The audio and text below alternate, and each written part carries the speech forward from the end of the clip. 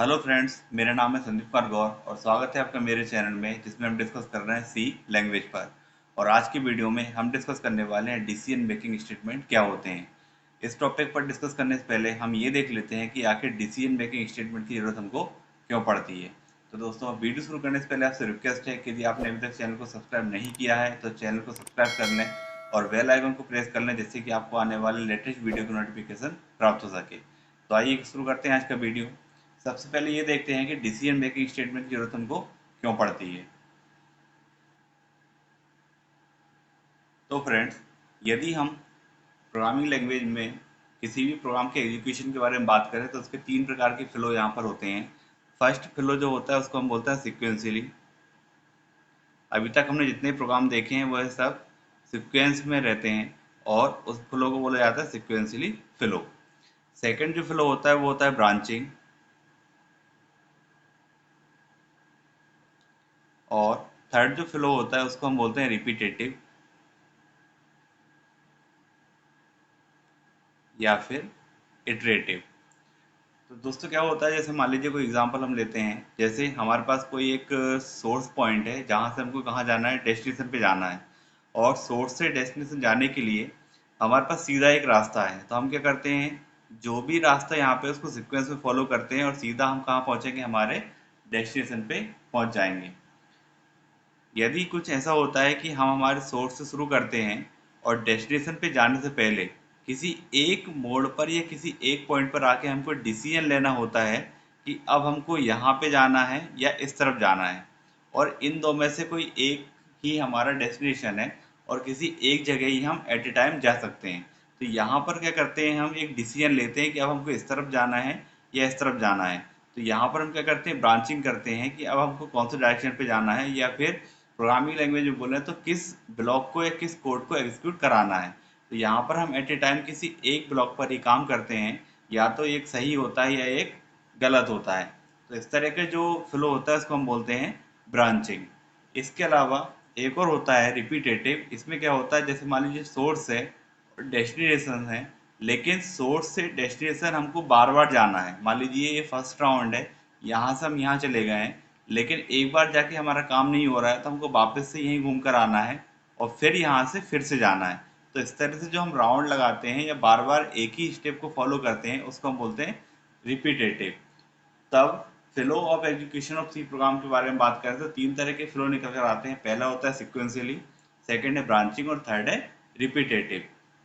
Sequence flow में बात करें तो हमारा जो प्रोग्राम होता है हम उसको स्टार्ट करते हैं।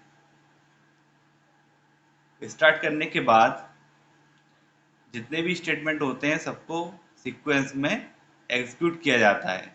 जैसे मान लीजिए स्टेटमेंट 1 है, फिर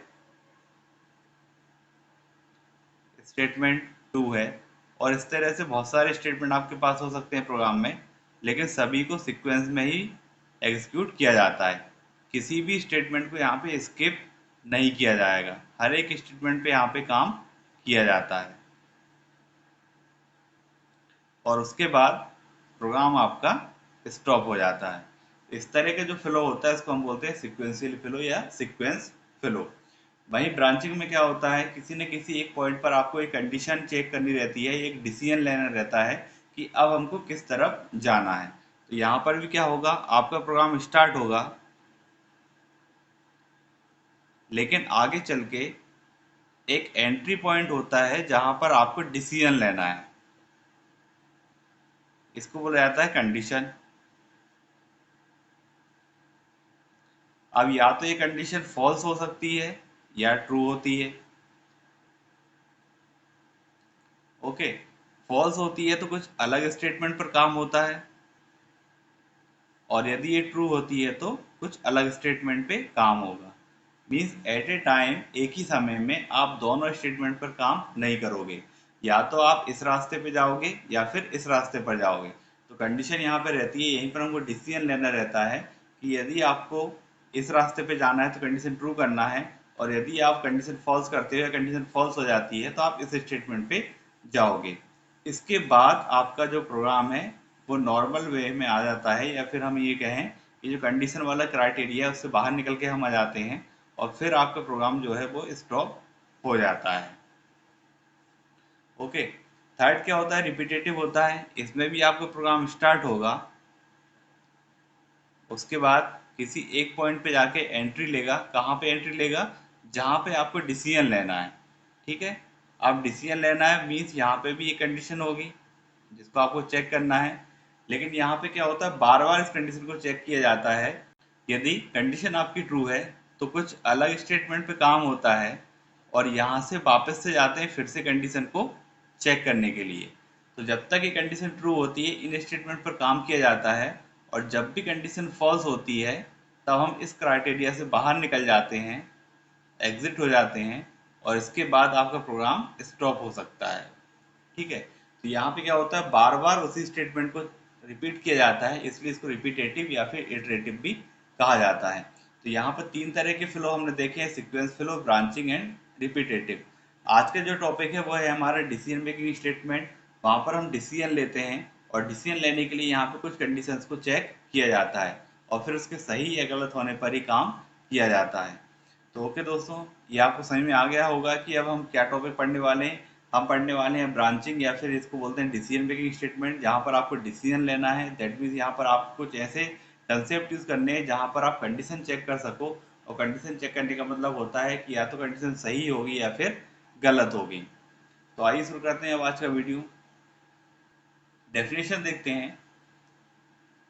C language supports the decision making capabilities by the following statement।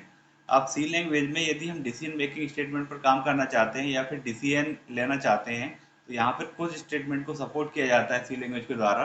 First होता है इफ स्टेटमेंट, सेकंड होता है स्विच स्टेटमेंट, थर्ड होता है कंडीशनल स्टेट ऑपरेटर, और फोर्थ होता है गो टू स्टेटमेंट। ये चार तरह के स्टेटमेंट है जिन पर हमको काम करना है। इसमें जो इफ स्टेटमेंट होता है उसके अलग अलग फॉर्मेट होते हैं, अलग अलग फॉर्म्स होते हैं।